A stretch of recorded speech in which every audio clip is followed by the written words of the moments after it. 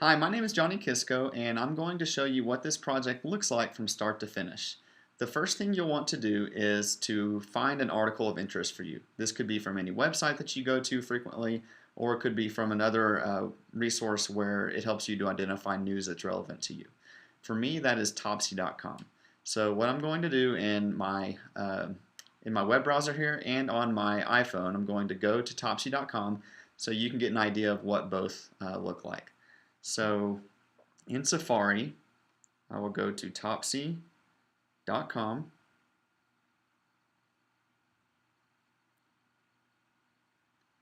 And then whenever I go to Topsy, I'm going to search for a hashtag that's relevant to me.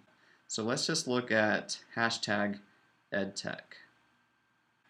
So this tells me within the last week what the most popular tweets are. So I'll look through these and I'll see, okay, what's relevant to me in my content area?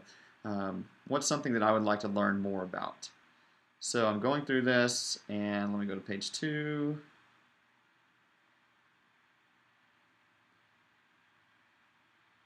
Okay, and then I see this tweet by Shelly Sanchez, and I click it.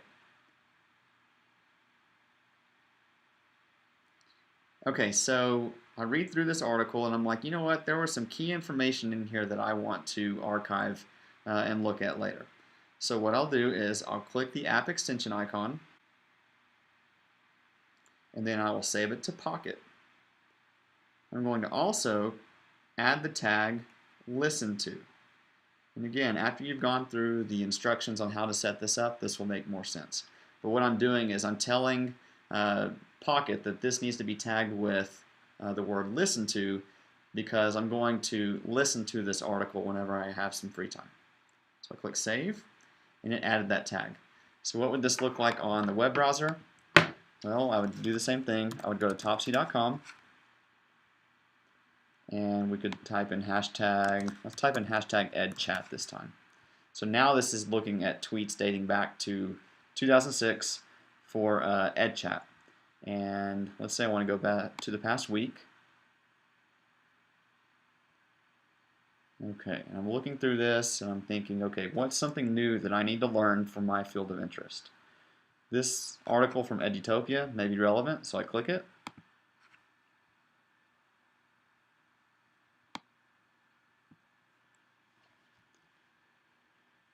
And let's say I've read through it and I say, this is awesome content. Let me save this because there's some key things in here that I want to memorize or remember at a level that I can then build upon at a future time. So I'm going to save it to my Pocket, and again I'm going to add the tag listen to.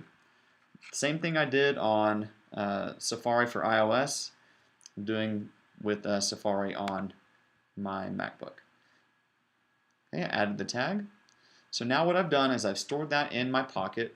The next step for me would be to actually run the workflow script that will then read the article to me, which you'll see here shortly. Okay, so now I'm driving home and it's time to listen to the articles that I selected earlier and sent to my Pocket. I do this for two reasons. One, because I've noticed that whenever I'm listening to articles, I pick up on things that maybe I didn't read initially whenever I look through it. Secondly, this taps into time that I can't really do much else otherwise. So I'm stuck in the car. I can either listen to music, which I do a lot of times, or I can learn something new, and why not listen to the articles that I thought were interesting. So what we're going to do is we're going to open the Pocket workflow bookmark that we saved to our home screen, and you'll see that as you're following the guide, but it is right here. So I'll open this.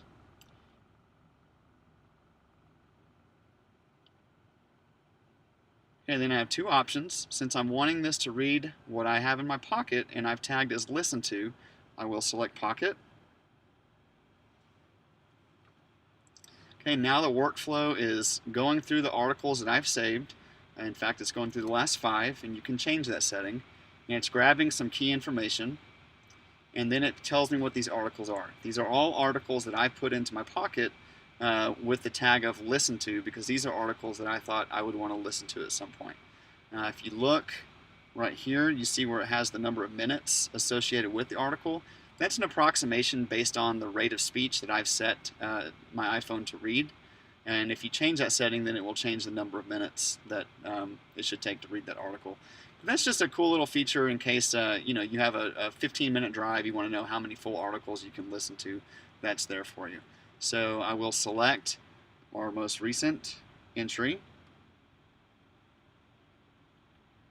I'll say done. Okay, and now it is grabbing some key information there, adding information to my New Evernote. Article titled, Does Your Classroom Tell a Story? Starting article, do you have mystery objects that attract the curiosity of students, leading them to ask questions that foster meaningful conversations? Is your classroom visually stimulating for the students? Does it cultivate creativity? And more importantly, okay, and so it would do that for every article that you had selected in the previous step. Okay, so next I'm going to show you some key information that is exported into our Evernote note that we will then make a note card with. Okay, once you're done listening to the articles, the workflow script that you downloaded will create a new entry in your Evernote note that is titled My Learning Reflections. And as you can see on my screen, it does it with this format. It takes the title of the article, which then you can change to meet your preferences, or you can leave it the same. And then after the tilde sign is where you would add your reflections. So what did you learn that's new for you from this article? What really stood out? This is what will be on the back of your card whenever you import it. So just for demonstration purposes, I'm going to go ahead and add a reflection here.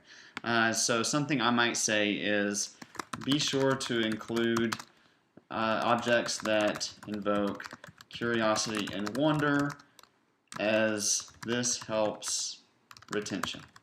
Obviously, you probably want to put more than that in there, but just for the sake of the example, that's what I'm going to put in. So once I'm done with this, what I'll do is copy the entire note. So I'll take everything inside this note, all the text. So right now there's only one entry, but as you do more and more of these, there will be multiple entries that you'll copy. So I'm going to copy this, edit, copy. Okay, so now that you've copied it, we're going to paste it somewhere. So what we need to do is open up the text file that you should have downloaded from the section 2 part of the multi-touch book that you downloaded.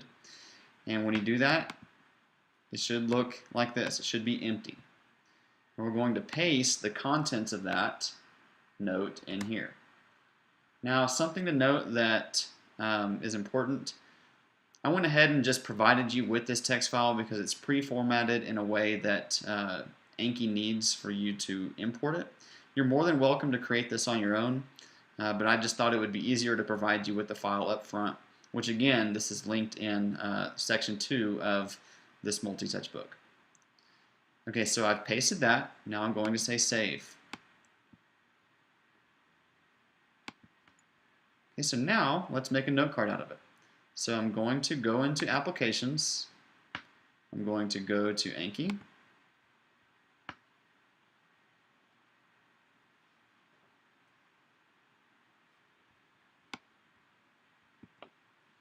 Okay, as you can see, it's syncing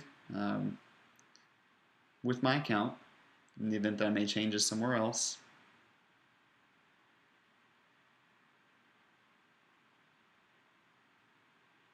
Okay, so now I'm going to import that file. So I'll say import file. It's already where it needs to be. And I'm going to choose that file, say open. Now this is very important. You need to make sure that you're importing it into the correct deck because you can create multiple decks. I want to make sure this goes in the right place. So it is in the right place. Just say choose my deck.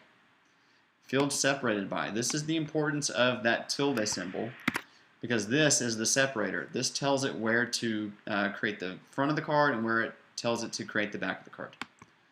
So I'll say OK.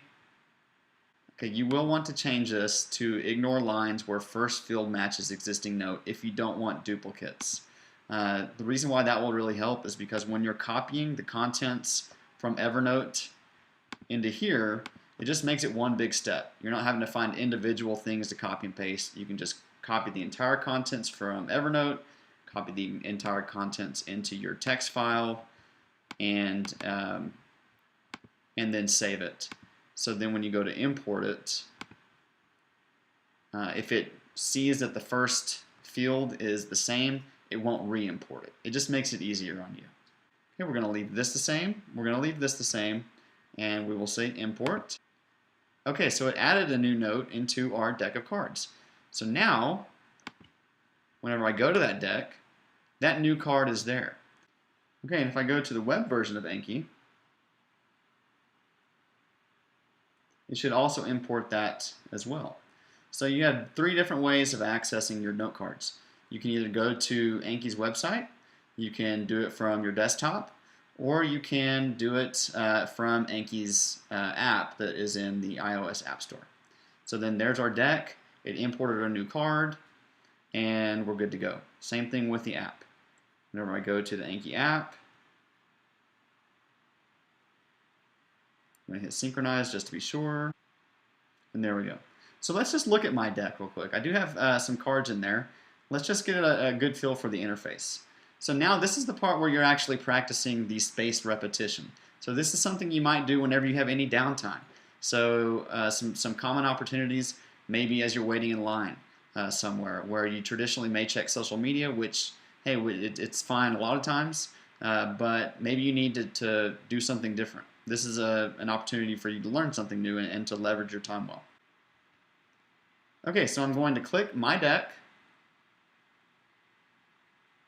and here's the front of a card.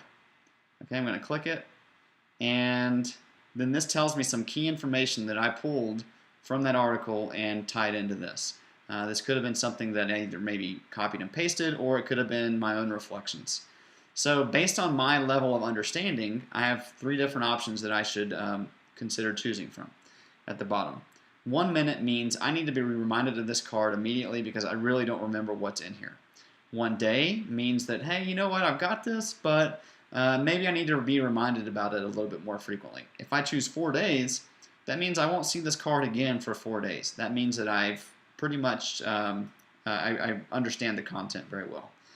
So now that card will show up again 4 days from now whenever I'm reviewing those cards. And the timeline changes the more frequently you look at these cards. The benefit of spaced repetition is that it reminds the brain that this information should be held on to, and it presents the information in a manner that that you need. So it's based on your needs. It's highly tweaked to you. So the interface looks very similar to the desktop version and the web app as well.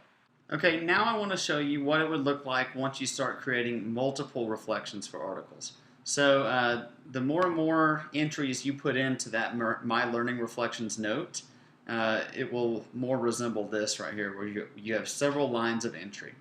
The process is exactly the same as what we did earlier, only now we're doing it for multiple entries. So instead of just copying one of these, I'm going to copy the entire content of the note. So I'm going to select all, say edit, copy. Then I'm going to go back to that spaced repetition file.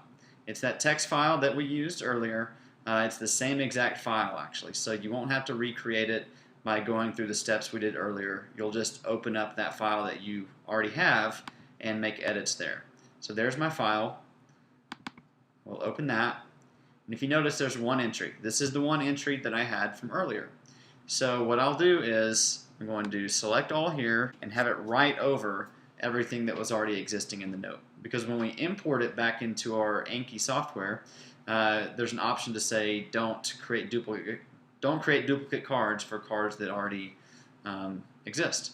So again, I just copied the contents of this note into this note in my text file, and I'm going to save it, close it.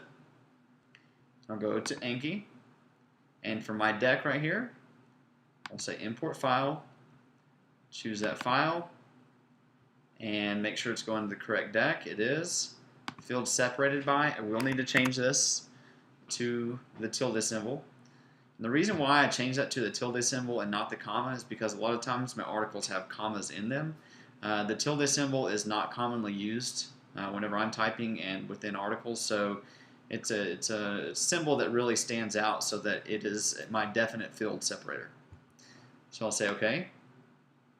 And I'm going to leave this the same. Ignore lines where the first field matches an existing note. So I'll say import. Awesome. If you notice, it says 2 notes added, 1 note unchanged. Well, when you look here, there are 3 total notes, right? 2 of them were added because those were new. 1 note was unchanged because it was the duplicate identified as that first entry. So you don't have to worry about creating duplicate note cards when you do this. As long as you're not changing the titles when you're re-importing it, it shouldn't change. So cool.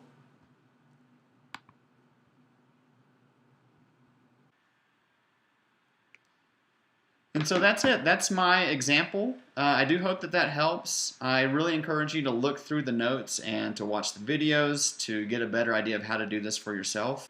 If you do have any questions, feel free to reach out to me. I'd be happy to help.